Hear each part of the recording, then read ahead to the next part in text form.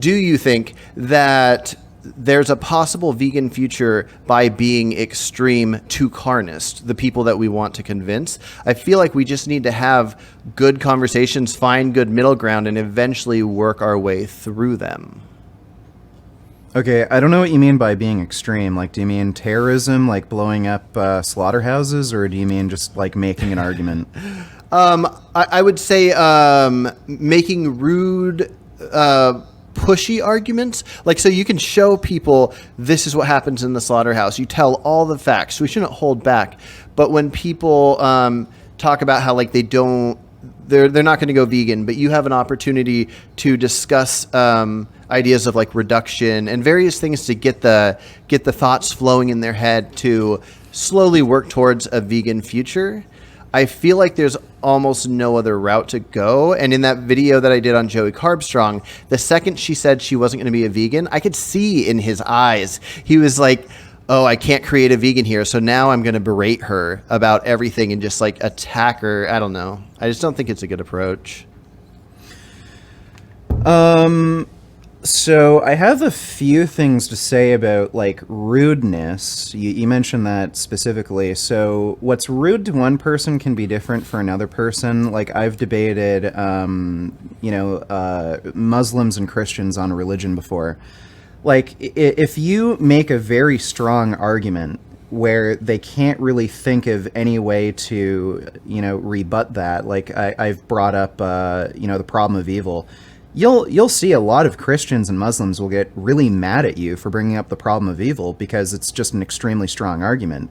And people just get frustrated when they have to, answer very difficult questions or their beliefs are challenged. It's not necessarily rude to do that. It's just the way they react to something like that, and that's not something you can really control. So if you're debating veganism, you make a very strong argument, like, I don't know, would you kill and eat your dog? Okay, no. So what's different about a cow?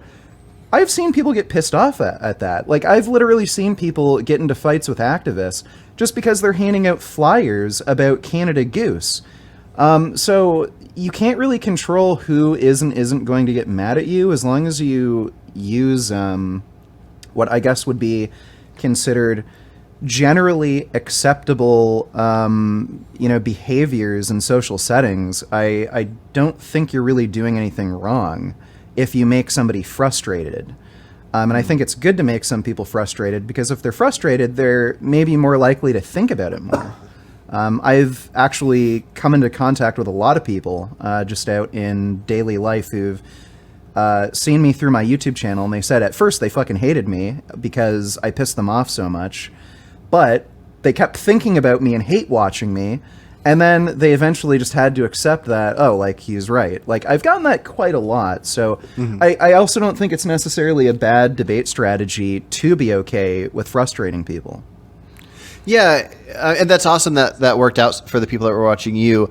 I would just imagine from what we can recognize from people, I mean, if you just look at how people react to the idea of vegans in general, there's such a negative idea to the word. And now part of that is because people hate the idea of feeling judged, and so they're going to just have this negative vibe to it. But I think a big part of it is when you get kind of wackadoodles like that vegan teacher, saying these extreme things like that Alex O'Connor should be hung and, all these different things, it makes people just think instantly vegan bad. And I think in my mind right now, the best thing we can do is try to get everybody, because most people are against animal abuse. Every time I ask somebody that eats meat if they'd be okay with punching a cow in the face for no reason, they say no. So somewhere in there, they think it becomes okay. And if we just get the whole world, all the non-vegans, talking and having, in the same way that people talk about abortion and circumcision and all these different things, instead of either go vegan or nothing, if we get everybody talking about, hey, let's force our government to change regulations. Let's get cameras in factory farms, making sure people can't do the worst of the worst. Let's start reducing. Let's start going for free range. All the silly ideas of humane slaughter work in that direction to eventually get to the goal. But I don't think we can just bounce to that goal.